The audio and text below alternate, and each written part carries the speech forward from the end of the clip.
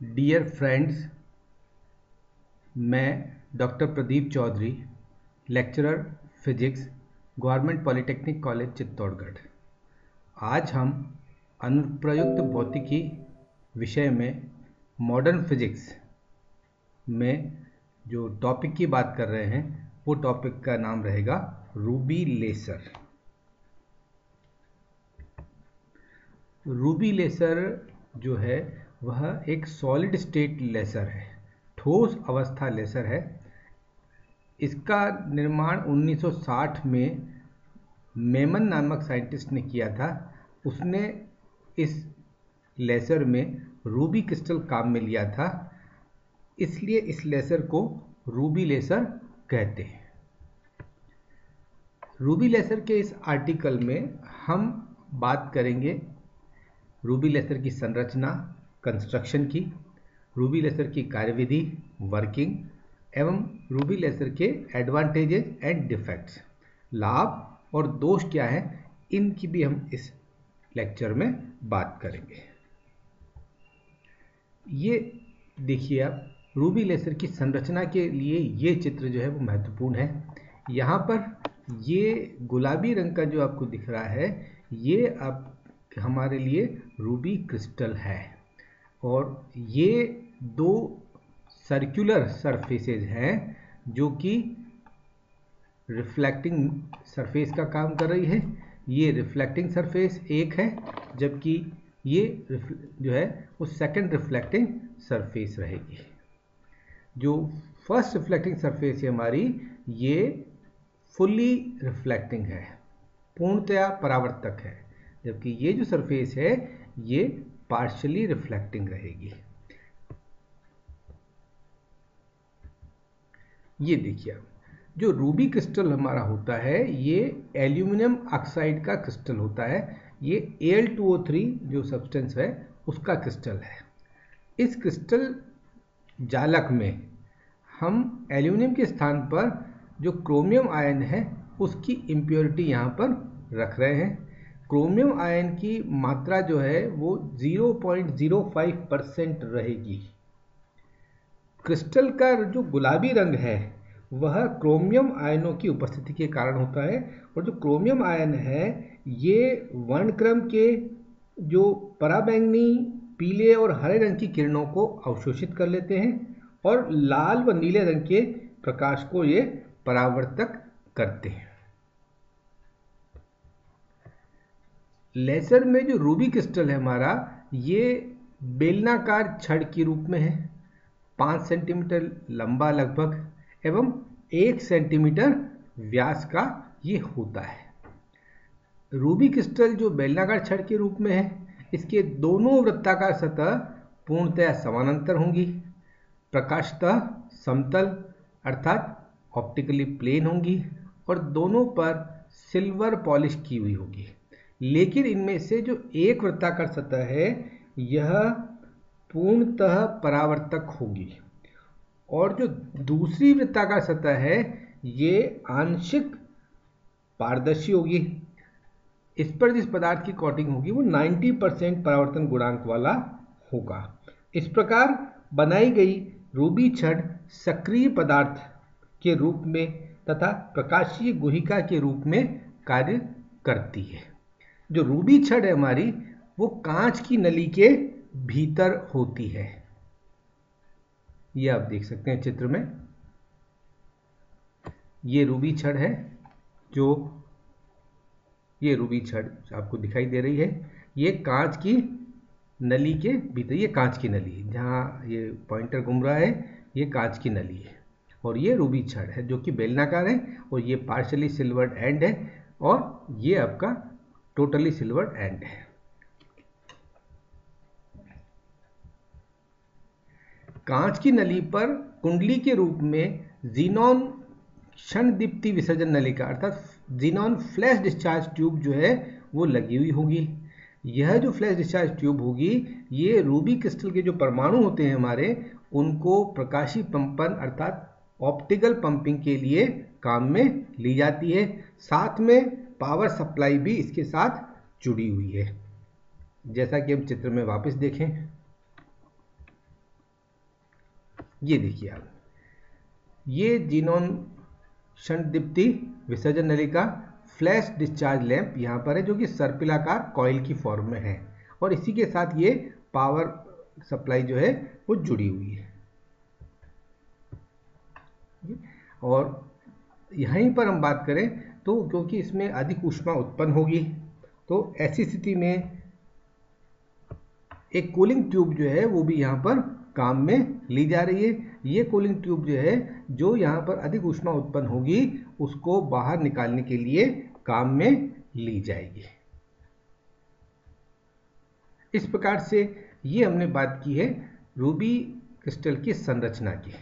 अब हम बात करते हैं रूबी लेजर की कार्यविधि की। तो आप देख सकते हैं जो हमारे आयन एटम हैं उनकी मूल अवस्था ग्राउंड स्टेट ये वाली है, और दो एक्साइटेड स्टेट यहाँ पर दिख रही है, 2 और 3। ठीक है, यहाँ पर ये मेटास्टेबल स्टेट मितस्थायी अवस्था दिखाई दे रही है। ठीक है, और मितस्थायी अवस्था से ये मूल अवस्था में स्टिमुलेटेड इमिशन होगा, अर्थात उद्दीप्त उत्सर्जन होगा, और लेसर आउटपुट जो है वो हमको रेड फॉर्म में अर्थात लाल रंग में मिलेगा 6943 एंगस्ट्रॉम के लिए।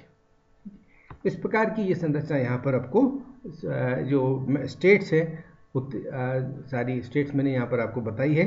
अगेन ये मूल अवस्था है ग्राउंड स्टेट, इसके बाद 2 एक्साइटेड स्टेट है 2 और 3।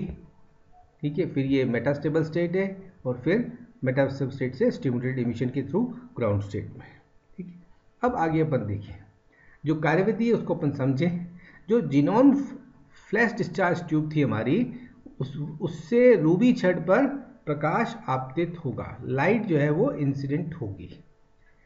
ये जो लाइट होगी ये इस पर जब गिरेगी तो ऑप्टिकल पंपिंग की प्रोसीजर होगी, और ऑप्टिकल पंपिंग की प्रोसीजर में जो क्रोमियम के एटम्स हैं, सारे एटम नहीं कुछ एटम्स, वो क्या करेंगे, वो 5600 एंगस्ट्रॉम 5600 एंगस्ट्रॉम व 4100 एंगस्ट्रॉम के प्रकाश को अवशोषित करेंगे, और जो मूल अवस्था है उससे क्रमशः उच्च अवस्था 2 और 3 में चले जाएंगे। जैसा आप इस चित्र में देख सकते हैं, ये यहाँ पर मूल अवस्था थी, प्रकाश अवशोषित किया, और ये क्रम संख्या 2 और 3 वाली जो उत्तेजित अवस्था है उसमें चली गई। ये जब यहाँ जाएंगी तो क्या होगा कि उत्तेजित अवस्था में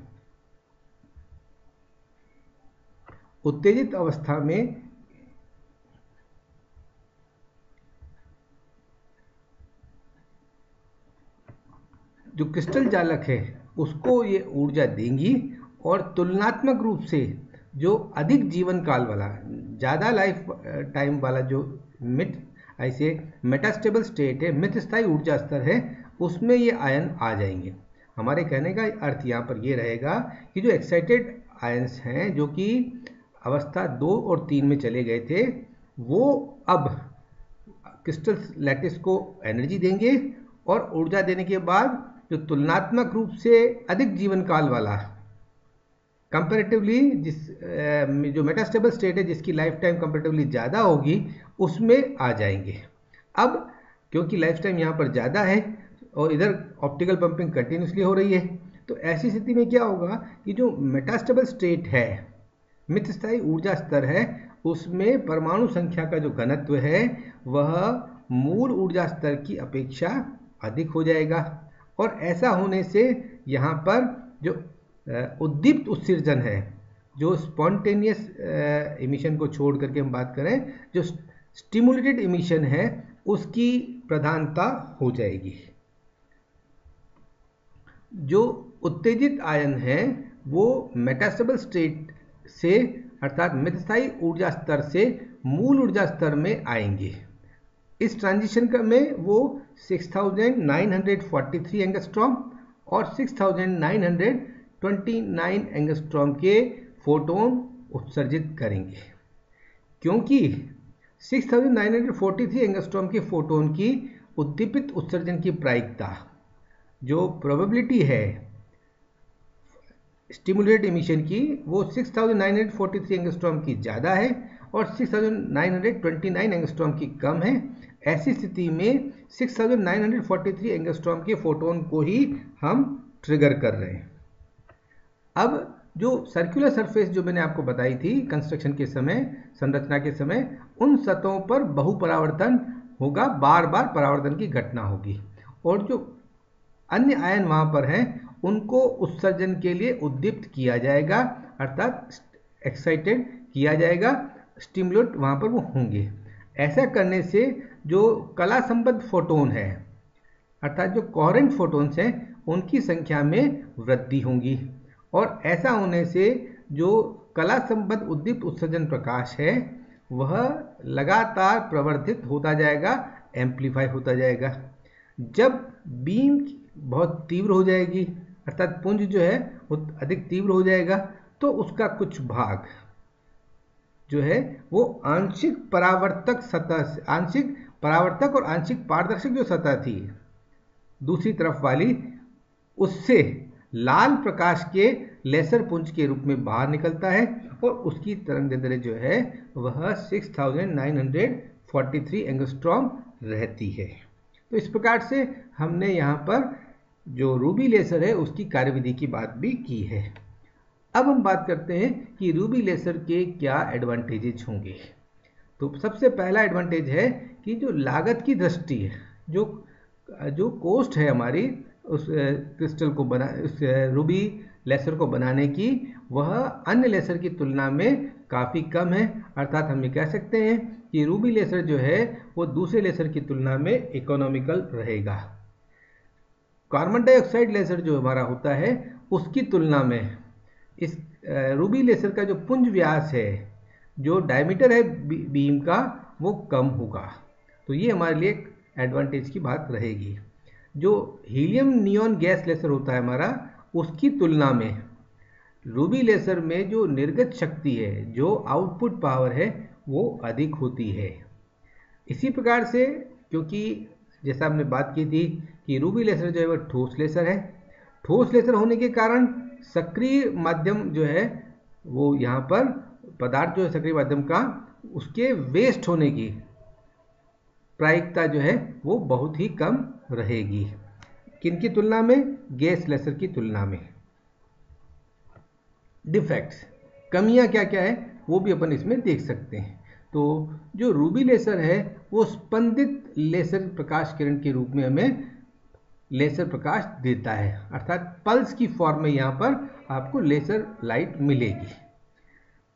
दूसरा जो बिंदु हमारा वो देखिए, उद्दीप्त उत्सर्जन तभी होगा, अर्थात स्टिमुलेटेड इमिशन तभी होगा जब तक कि लगभग आधे से अधिक जो इलेक्ट्रॉन है वो मूल अवस्था से मितस्थायी अवस्था में उत्तेजित होकर के पहुँचे।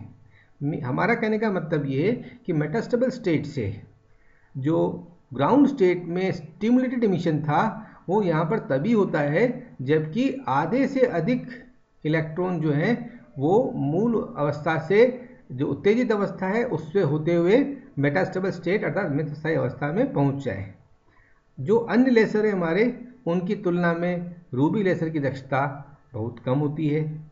इसी प्रकार से जो ऑप्टिकल कैविटी है वो भी छोटी होती है दूसरे लेसर की तुलना में। इस प्रकार से आज हमने रूबी लेसर के बारे में बात की है और हमने रूबी लेसर की संरचना, रूबी लेसर की कार्यविधि, उसके क्या क्या एडवांटेज हैं और क्या डिफेक्ट्स हैं, क्या कमियां हैं, इसके बारे में हमने बात की। थैंक्स।